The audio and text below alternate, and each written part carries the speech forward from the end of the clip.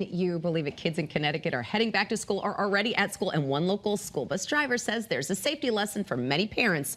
Forget to teach. Okay, so children's author and former school bus driver Valerie Higley back here on Mommy Monday to share some life-saving bus stop tips. Plus, you have a special story to help kids remember some of these safety tips. It's so nice to see you. Thank you so much. I am so excited to be here and share some tips to get everybody on off to a great start. Yeah, can you believe we've got the first wave of kids back to class here this morning? They've already been on the bus.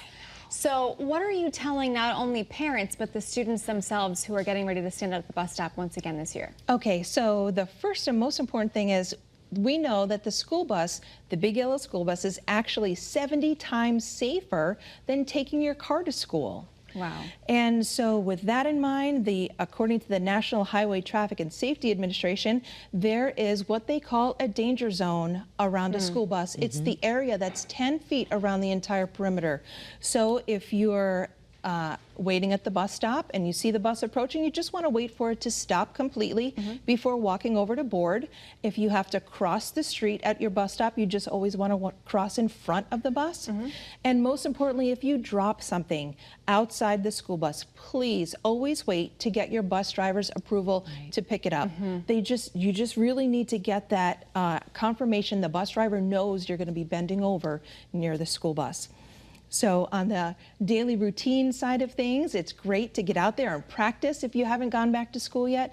Practice a morning routine, including arriving at the bus stop 10 minutes early if you can. And well, as a school bus driver, I have to say, I think most school buses arrive like clockwork, right? But there are always kinds of those little things that could get you off schedule a little bit. That's why you say 10 minutes, right? Right, and especially for the first 2 weeks, everybody's getting into a routine. The first day of school is so fun. Everybody's taking pictures, saying long goodbyes, and so it takes a few days to get into a routine. And Valerie, there are all kinds of rules in place. Plus, you can be fined if you don't stop at the school bus. But there are tips that you have for missing the school bus, and I think probably a lot of that is included in your book.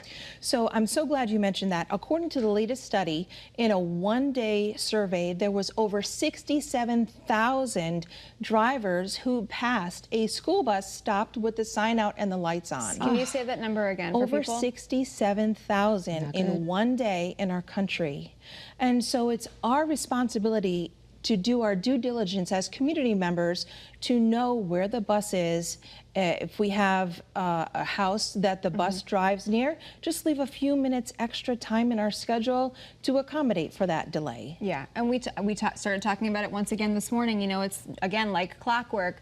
School back in session starting today, and for so many kids, it'll be scattered the next several days into next week. But the buses are back out on the roads. Yes. And so that's really important to be mindful that it's not just you sharing the roadway with other drivers, but you're sharing the road with students who are heading to class, and they've got families who want them to get there in one piece. Absolutely. And I have a tip for upper elementary, middle school, and high schoolers. It would be hard for the lower elementary students to remember.